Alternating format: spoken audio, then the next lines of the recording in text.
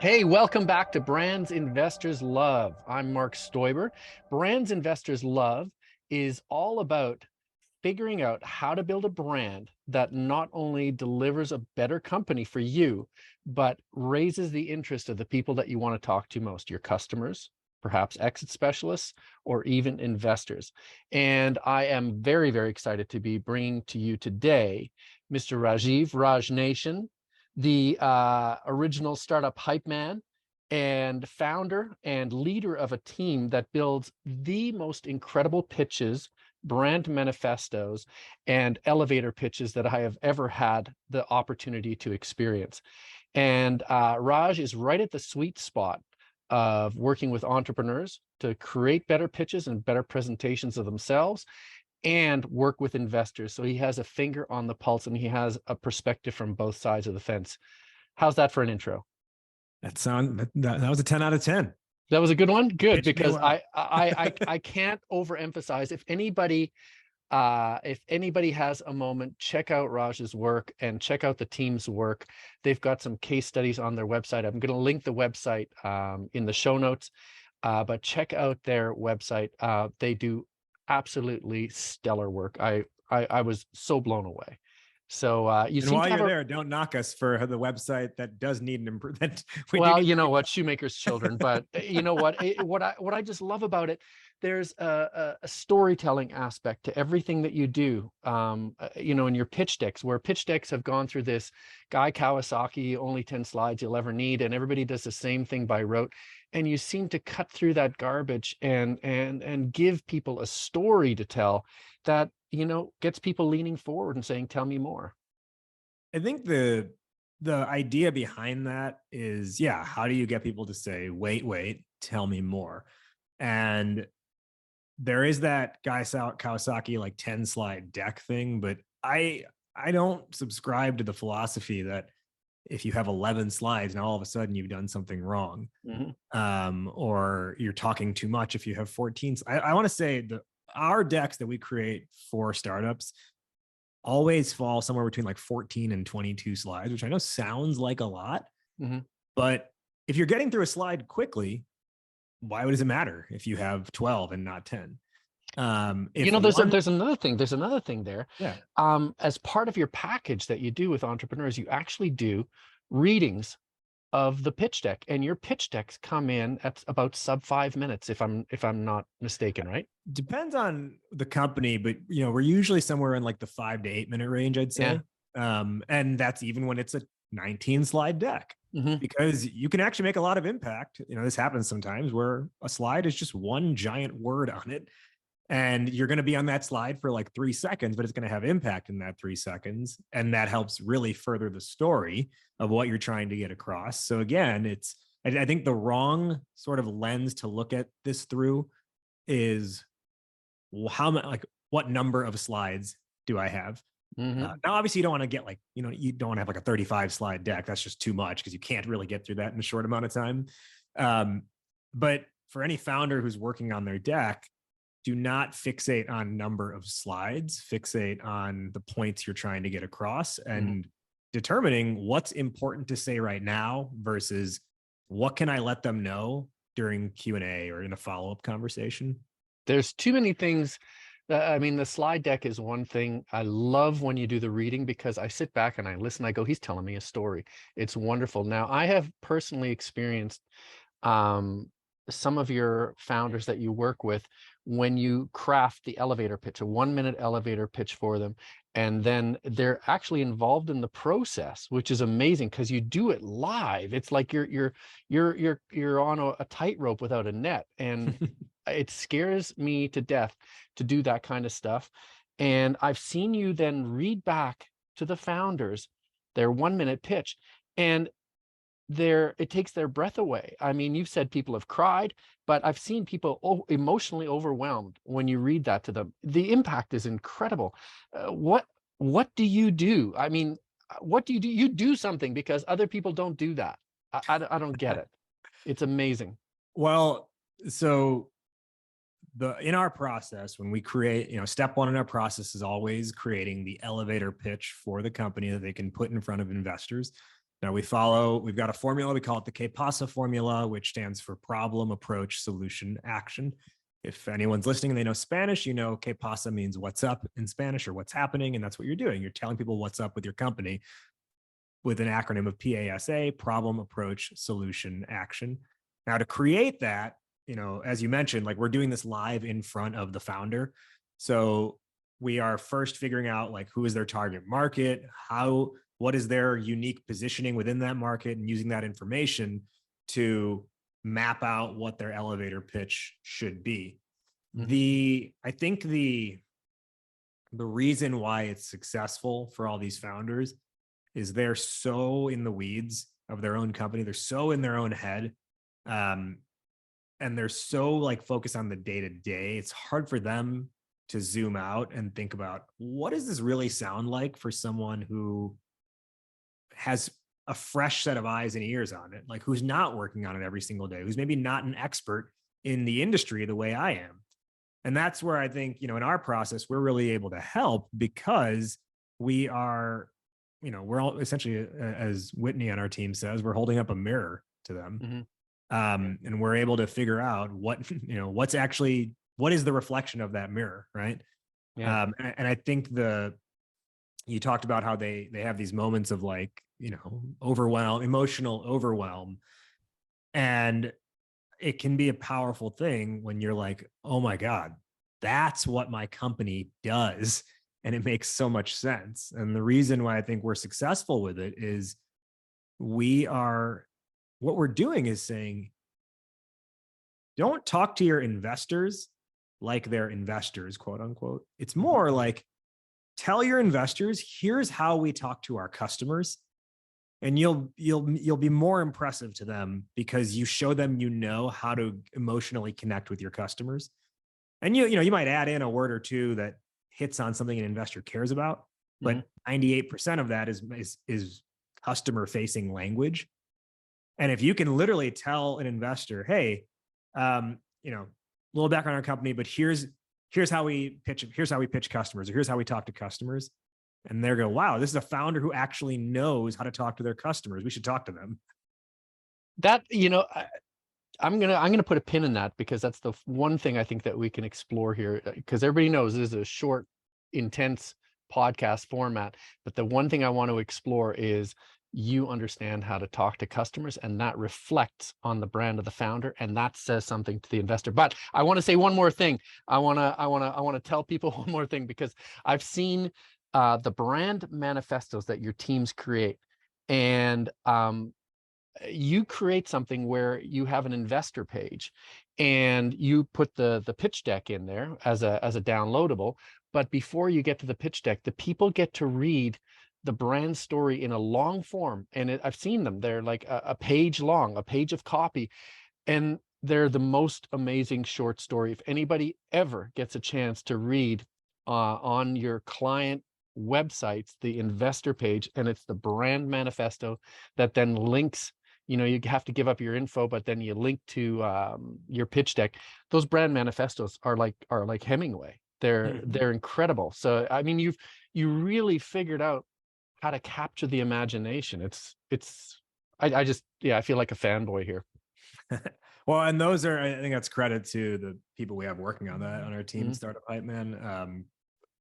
It's a combination of really being able to have a true empathy for the founder, and that ability to have empathy helps create a powerful story that shows them why they started, or helps them see why they really started it, and what's the flag they're putting in the ground that other people need to be getting on board with, and saying, this is who we're going to stand behind.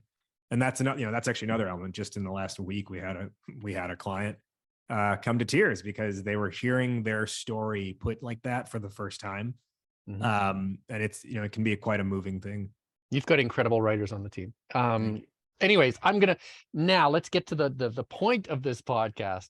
The point of the podcast is to you. What do you see that investors gravitate towards again and again and again, and founders seem to get wrong? And I mean, I would jump to the point that investors look for a founder who understands what their customers are actually wanting. And that's what a lot of founders get wrong. Am I right, or do you want to talk about something else? I mean, that's definitely part of it. I think the big thing, this is what we really honed in on this over the last, I'd say, year or so. And it's this concept that we call the funding triangle. Hmm.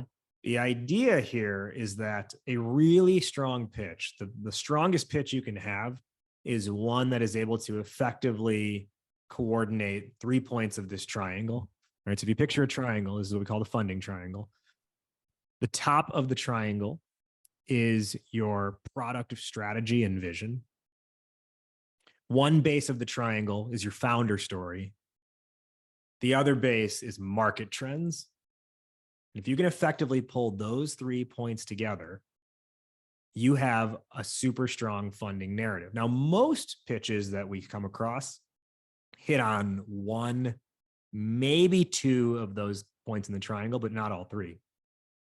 Hitting on all three is super important. And I'll tell you too, based on stage of company, industry, overall funding climate, and a couple other things, it's not necessarily an equilateral triangle, right? Hmm. Based on the industry you're in or the stage of company you are, you may need to over-index on founder story and under-index on product, or over-index on market trends and under-index on founder story, right? And that's what, every time we do this, we figure out what is the right balance of those three things. But if you can really nail that funding triangle in your pitch, what you have now is a pitch that is actually teaching your audience something. Hmm. It's teaching them about your point of view on the market, and you're revealing a reality to them. And in doing that, when you teach them, when you stop pitching them, you start teaching them, the impact it generates is they say to themselves, huh, you know, I never thought of it like that before. Hmm. That's really interesting. We need to keep talking to this team because they are onto something.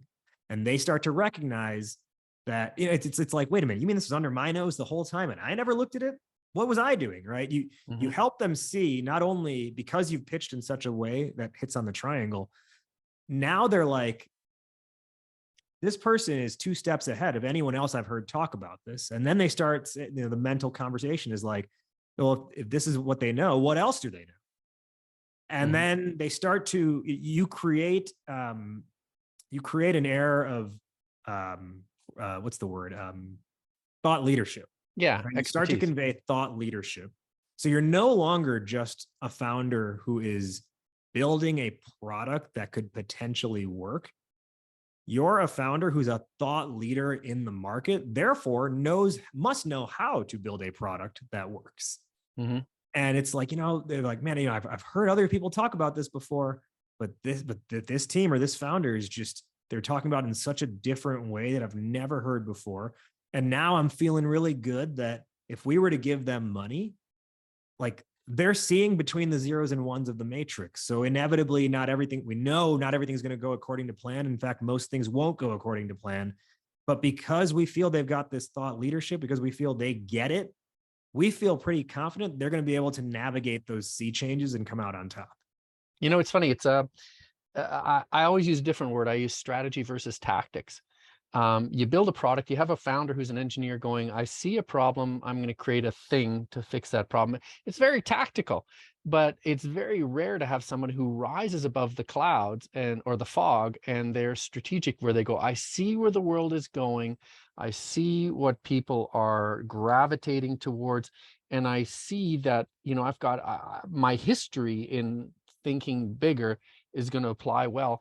And I think that it's greatly comforting to an investor to go, well, this person isn't just figuring out a quicker picker upper. They're figuring out that the world is moving towards, this type of a solution, or there's an unmet need. And I imagine that continues to stand out in an environment where everybody's just trying to figure out how to pitch a thing.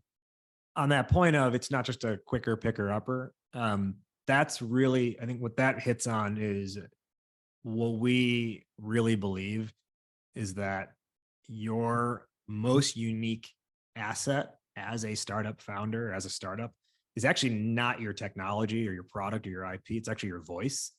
And as a result, I think it's every founder's obligation to harness their voice in such a way that their audience sees them not as the best, but as the only. And there's a huge distinction between the two, because the majority of startups get caught playing the we're better than so-and-so game, or we're the best of this, right?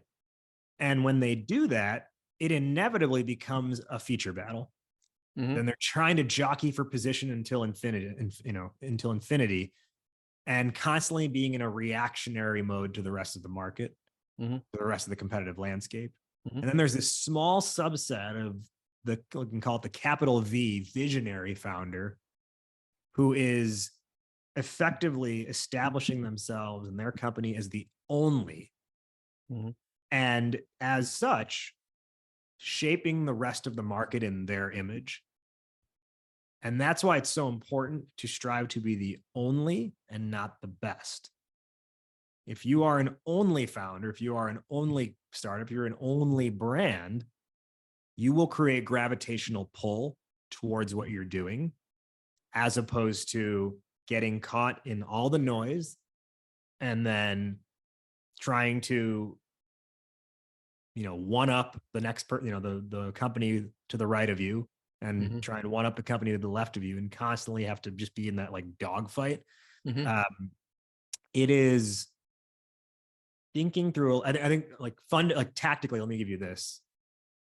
You're looking at this as a best company and not an only company. If you have the competitor slide in your deck that has the feature grid, the table of features, where it's like, here's us. Here's what we do. Here's what the other guys do. Here's the check marks. We do 5 check marks. Everyone else only does at best 3 or 4 check marks, right? Yeah. It's just inherently misguided, because you're effectively saying you are 1 feature away from being irrelevant, right? Or 2 features away from being irrelevant. It also is making the case that more features equals better. Yeah. Which is not the case. You can be very simple and be 10 times more effective than something else. Anybody who looks at a TV remote control can tell you that. That's a great, right? I think Roku is a great example in this. Like, they were the first ones to come out and build a remote that didn't really have buttons on it, right? And was it confusing at first? Sure. But then did Amazon make a remote based off of that same concept? Yes, right? They set the template for the rest of the market. Yeah, exactly. Man, I love talking to you. And I can't wait to share this interview with people. But more than that, I can't wait to share some of your pitches and some of your brand manifestos and some of your elevator pitches. And I hope, when we guide people to the website, that they're going to be able to get a taste of this, because it's just phenomenal, the stuff you've done. Yeah, right on. Happy to. And what I would do is tell anyone, head to our website, and we've got a short video on there, just off the homepage, that talks through the Que PASA formula. So you can actually see, a quick explanation again from me on what this formula is and why it makes sense, with a real example from a company using that formula. Yeah, no, it's terrific. You're doing the Lord's work, man. Thank you so much. Thanks for taking the time too. Thank you for having me.